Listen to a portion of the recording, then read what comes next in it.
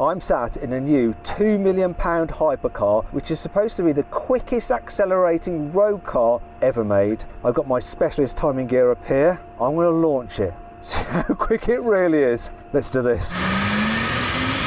Go!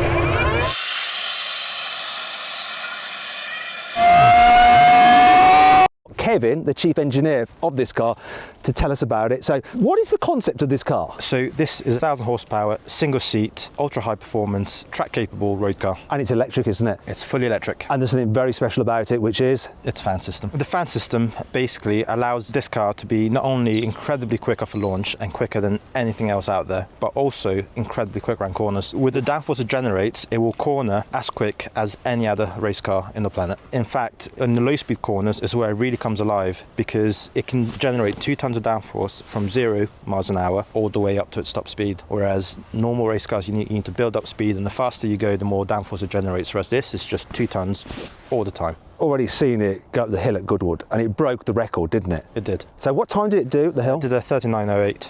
Tell me about the motors and the power. So you've got 2 electric motors? Got 2 electric motors in the back. They are behind the driver's back, is where they're packaged in here. And can you use them independently for torque vectoring and stuff like that? You can, absolutely, yes. So that'll help cornering and acceleration out of the bends and stuff like that? Yes. The car weighs how much?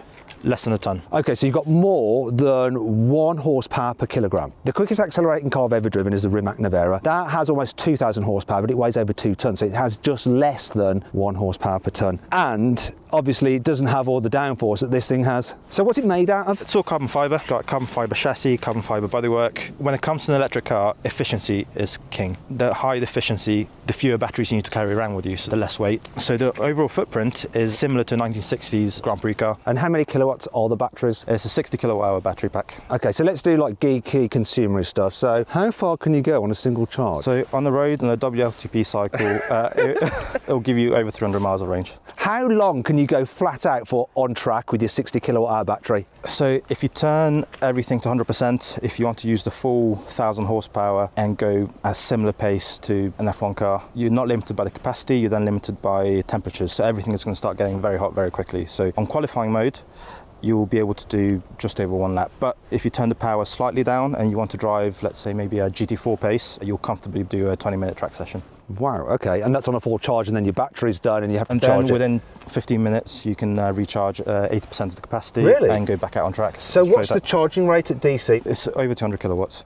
Okay, but you need a 200 kilowatt charger at your track day. So let's have a look at the front. Let's start at the front and walk to the back. So what's going on here? So you've got air intakes there. Yeah, so you have these letterbox intakes, so they cool your brakes. And then you've got like big cutouts over the wheels, so I can actually see the front wheels through these holes. Are these releasing the air pressure from? Yeah, pressure builds up in the wheel well and the openings behind the wheels as well. They're there to control that pressure and to reduce the amount of turbulent flow spilling out. What about this part here? This is like sending air towards the back. Is this into the diffuser? Yeah, again, it controls the air that from the wheel well, as well as the air that comes in to cool the brakes, and it just manages it and then sends it towards the back through the tunnel in the back, which is designed to improve the aerodynamic efficiency of the car, and it sends some of the air down to the rear brake ducts to cool the rear brakes and the radiators, which are at the back of the car. And I noticed this effect around here on the door mirrors. This feature is actually quite common in lots of F1 wing mirrors. It's just designed to accelerate the air behind the mirror and reduces the drag. And then you've got this on the top. It's like it's got a mohawk. But this serves a purpose, right? It certainly has a purpose. So we have 2 fins on the car. The main purpose for this door fin here, if you're running without fans and you lose control and the car spins, what this fin does, it breaks up the airflow over the top of the car and it prevents it from lifting off. Now let's move back to the fan, you see, because one of the things about a Formula 1 car, say if you start to spin or something, you lose all your downforce, don't you? Yes. Whereas with this, if you start to spin, like you're going sideways, you've still got your fan sucking into the ground, you still have pushing the tires into the ground. Absolutely. You do not lose any downforce in a yaw or in a spin, or even if you're going backwards, you still have all your downforce.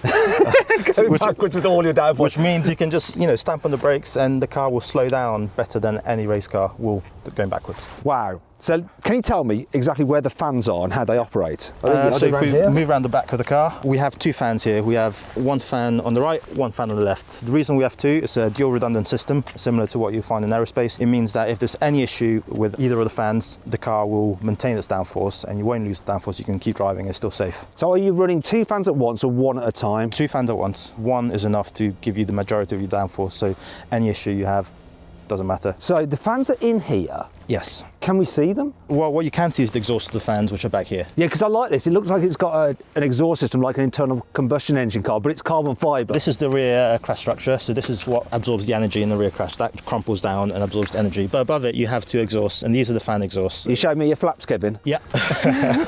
Right. So the flaps are here, they're part of the redundancy system. So if a fan shuts down, the flap will close down, which means you don't have any backflow of air and you can maintain your low pressure underneath the car. With the fans, it's a bit like an inverse hovercraft. So rather than blowing the air down and hovering, it just sucks itself down and gives you all the grip you could ever wish for. Do you know what? To really understand how the fans work, I think we need to do some experiments. While the McMurtry's fan is primarily designed to give the car maximum performance, you can also use it for some other activities. For instance, it can blow you off.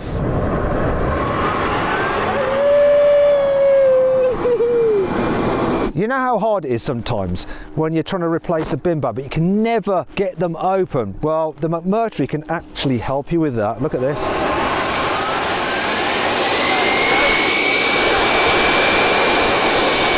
In autumn, you can use it to clean your driveway of fallen leaves. Now let's check out the interior. First thing I've got to do is figure out how to get into it. So there seems to be 2 doors and they're slightly different sizes. This is the bigger door, so I'm going to go for this one. Press that. Is that the right way to do it? Don't want to break it. Right, let's get... Oh, someone in here. Right, this is Hello. Max. Max Chilton is the development driver, Formula F1 driver. So you're the guy that drove it up the hill and did that record time. I was indeed. Welcome to my office. It's a small office, but it's very pleasant when you're in here. Blimey, in the seating position, it's like, that's proper race car seating position. Absolutely, I feel at home here. Your knees are sort of just below your chin. Your feet are a long way out, but quite high up. You're in the slanted back position, but great visibility. It basically feels like a fighter jet on the ground. So you're saying I need to experience it for myself, so can I have a little sit in it? Of course, yeah. Looks quite snug, and I'm not sure I'm going to be able to bend my body to get in there, but let's see how we go. I think you'll be absolutely fine. I've got quite a lot of like clothes on because it's cold today. Place your bum on here This is just going to be so and embarrassing. then swing your legs round and into the bottom of the seat and then slip your way down, basically. Actually, you slide into it quite easy. It's actually Oh my not too God, bad. that was surprising. And even though it's snug in there, you've got plenty of room, so you can move your elbows around. You feel quite at home. Obviously, these have got the LMP1 headrest in for safety, so that does make you feel quite closed in. What but the is- road yeah. car, you wouldn't need that. What the heck is this? So It that's seems like it's wrong. it's a safety pad which is designed for, they have them in Formula 1, also Le Mans standards. So when you have a big side impact, your helmet has some cushioning. But the road car, okay. you'll be able to disconnect that and leave it at home. So you just remove that. Yeah, because it seems a little bit intense, but I suppose you've got one on the other side. 'Cause Yeah. It's on that door, isn't it? Exactly that. It is quite comfy, and I thought the view would be awful, but it's actually pretty good.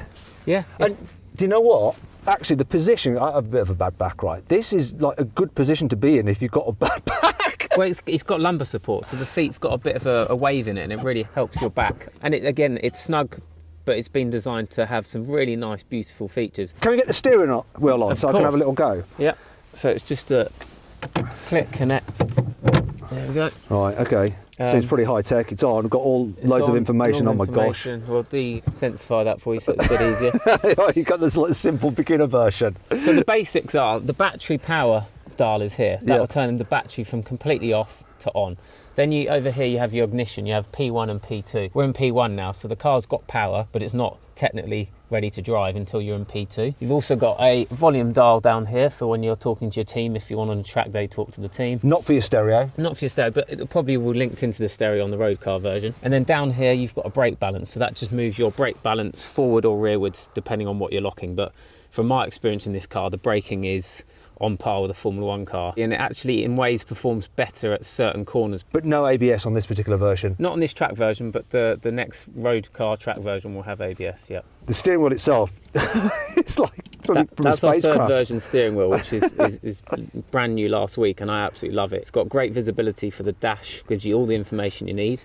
You've got an up paddle which puts it in drive on the right, and then the down paddle on the left either puts it back to neutral, and if you click it again we'll go into reverse. You've got a ride switch here, which is the active suspension. Okay. That's if you want to come to a sleeping policeman on the road, we'll drive through McDonald's on the way back from the track day, you can lift the car up, get over the speed bumps, and then you can lower the car back down. So that's just how much ride height you want, basically. You know what I want to do with this next, right? Order a Big Mac. Yeah. Let's go for the drive-through. So we've got ride, we've got TC, which I assume is traction control. Traction control, you know what that does. Yep. Now this is the holy grail. This is the fan. one which you will only ever experience in the McMurtry Spearling.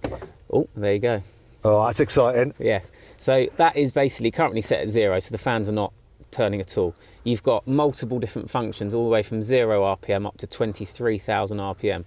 That then creates a huge amount of downforce, a huge amount of noise, and it will sound like a jet fighter on the ground. So you could have that set at about 400 horsepower all the way up to 1,000 horsepower. And bringing it back to like normal track cars or like taking the fan away, there's an addition that you fitted to this car or had fitted. When I first saw it like 2 years ago, it didn't have a wing on the back, but now it's got a wing. What's that all about when you got the fan? Yeah, absolutely. That was my doing. Basically, I joined McMurtry at the end of last year and we did quite a lot of testing without the fans.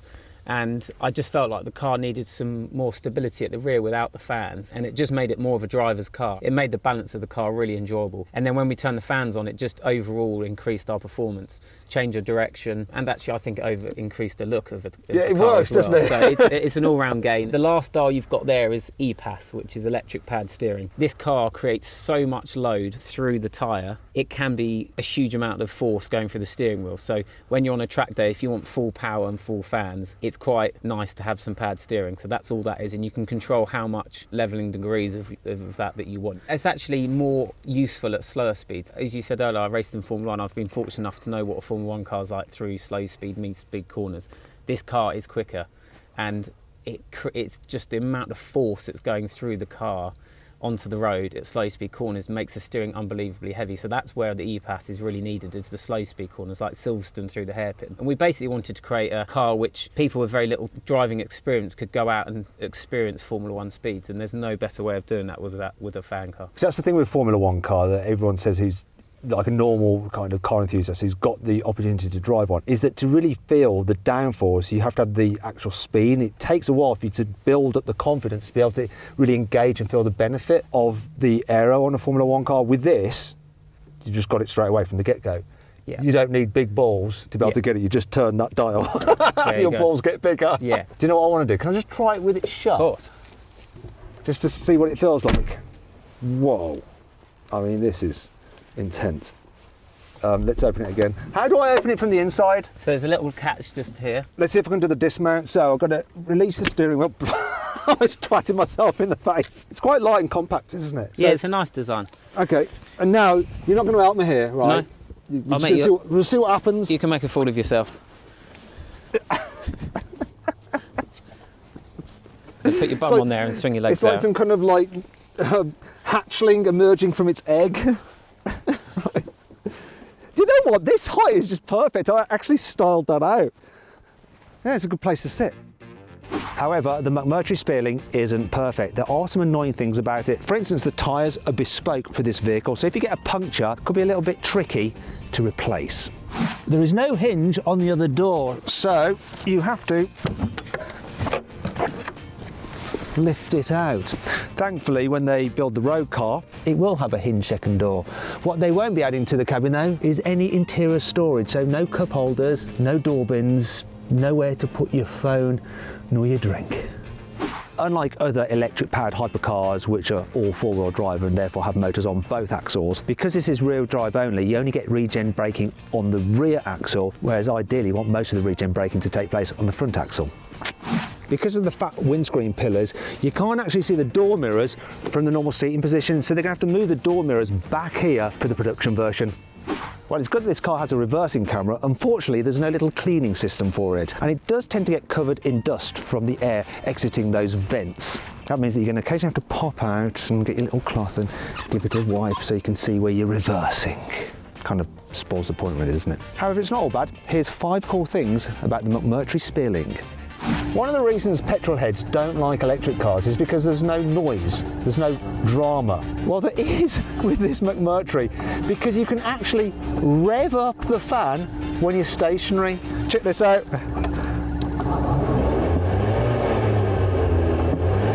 I'm revving it with the throttle pedal.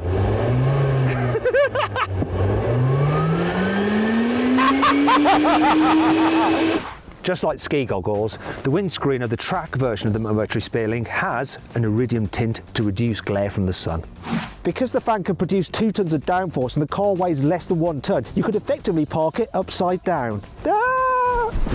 When you look from above, you can see that the McMurtry company logo is the shape of a peregrine falcon, which is actually the fastest animal in the world. According to Wikipedia, it can do 242.3 miles an hour in a dive.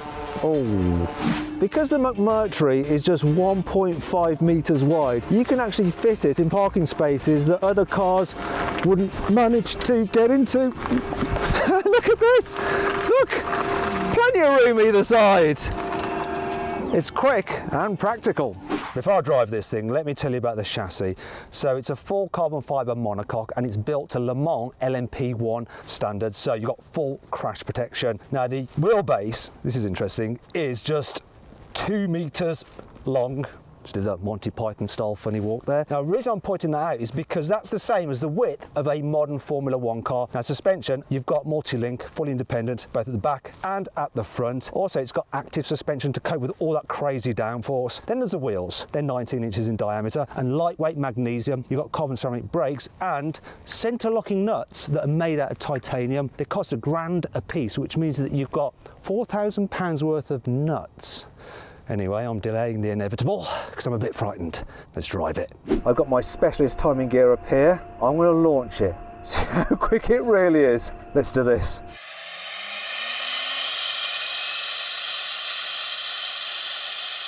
Go!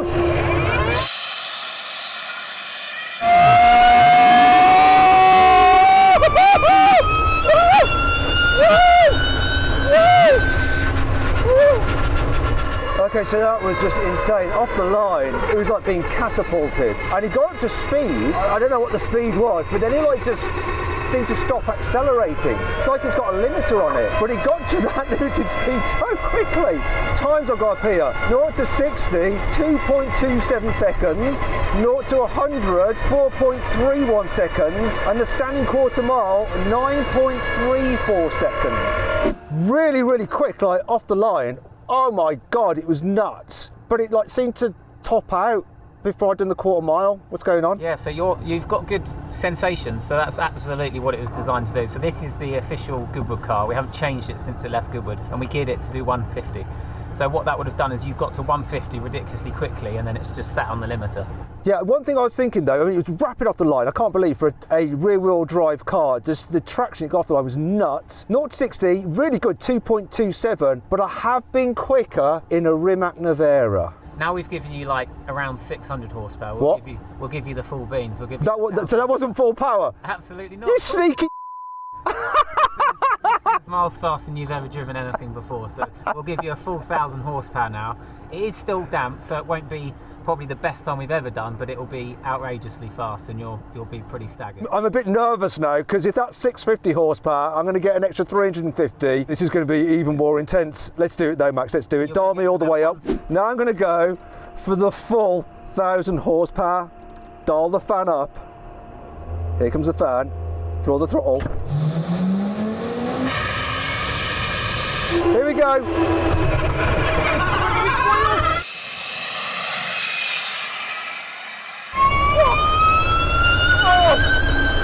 It's just topped out again. Okay, so that's really interesting. Damp track, had some wheel spin, 0 to 60, 2.09, slightly slower than that Rimac, standing quarter mile, 8.64, but it had actually like hit its limiter halfway through the run. If I didn't have that wheel spin, you notice that step up in performance when you go to the 1,000 horsepower. Wow, that is insane. I know this car has more to give, and if you have a hypercar or you have a friend that does and you would like to drag race it against this McMurtry, either contact us at CarWOW, review my car at carwow.co.uk, or DM McMurtry on their Instagram account. Okay, it's on the screen now, and we'll set it up, and not only can you drag race your hypercar against this, they'll let you drive this as well to experience what it feels like, so make sure you do that. tomorrow. Do you know what? I was so gutted about not quite beating the Rimac Nevera. I managed to convince McMurtry into letting me have another go. So what we've done, we've come to Silverstone. We've hired the circuit. We're on the back straight, and we've used a special truck with a jet engine on it to dry the track, because I want to see what this thing can do in the dry. The last run was on a slightly damp surface, so it was struggling for traction, and the traction control was actually kicking it, and it was just holding it back. So now, hopefully, I can get a perfect launch. Let's do it. Here we go. It's full fan, let's go.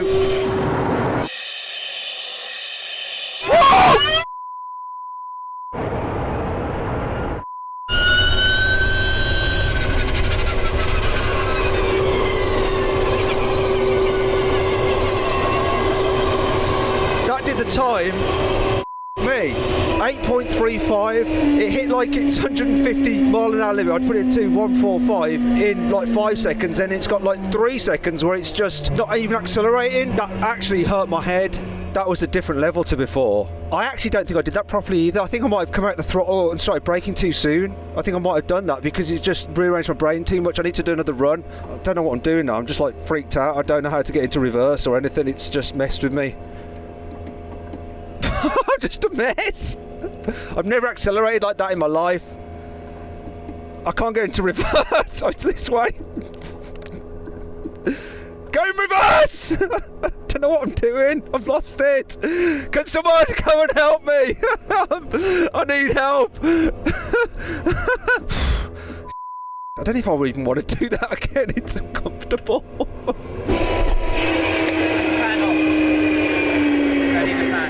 I couldn't help that. My brain's just... I don't know what... I couldn't find reverse or anything. I was just a mess. You can get reverse. Well, what did it do? It's 1.4, 8.35, but I backed out. That I think I got so messed up by it, and I set an extra parameter in the box. The thing that flipped up was 145, and I thought that was the quarter mile. I wasn't sure, so I think I backed off. So I think it's going to go quicker. Yeah, I think. Will. I mean, that 0 to 60 was ridiculous. It was horrible. No traction control. Oh. For some reason, the guys at McMurtry want me to burn the tyres up a little bit, just to floor it and see what happens, just for a split second. I'm not sure this is actually a good idea, but I tend to do what I'm told. Let's do it. Wow, that was so easy. I'm going to do it again.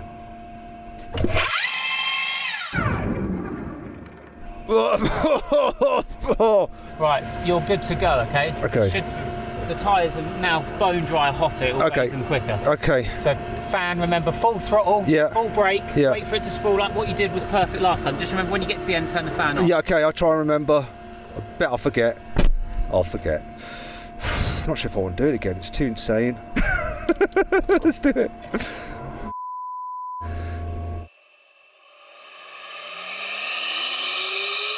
Here we go.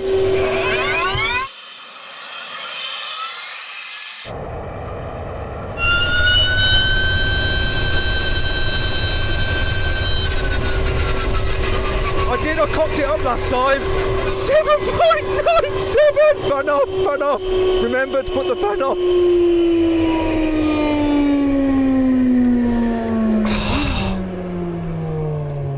7.97, a sub 8.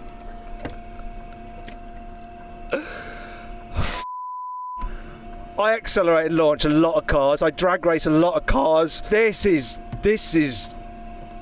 on another level. It's like 2 levels up. All cars are now officially slow to me. This has ruined everything. So I actually did a 7.97 according to this. 7.97! Can I get out? That is, it's a sub 8! A sub 8! Not even I've done that, mate. That's really? outrageous. That's because I'm a better driver, you see. I'm a professional. I'm not. Perfect, that was. Perfect conditions. The launch is just mind-bending. No traction control, no? Nothing. You didn't have any on the first one, but then we got your tyres nice and warm with your burnouts. Well, I didn't back out this time. I backed out the last time. That was the problem. Yeah. Oh, wow. I've got to try and get out now, and I'm absolutely broken. That jet dryer was This is like an episode out of the old film when he's getting out there. Oh God. It's just utterly mental. I've never felt anything like that in my life. Now I've calmed down, I'm going to do a little experiment. I want to show you how fast this thing accelerates relative to another car. So I'm in an Audi S8, I'm going to get up to 60 miles an hour, and as soon as I get level with the Mercury, then Max, who's driving it now, is going to launch it, and you'll see how long it takes for him to catch up with me and then pass me. 3, 2, 1. Right, I'm at 60. Here we go, here he comes.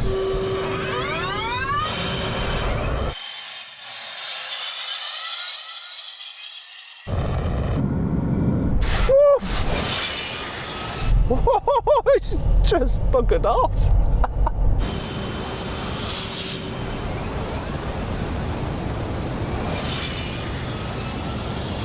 That car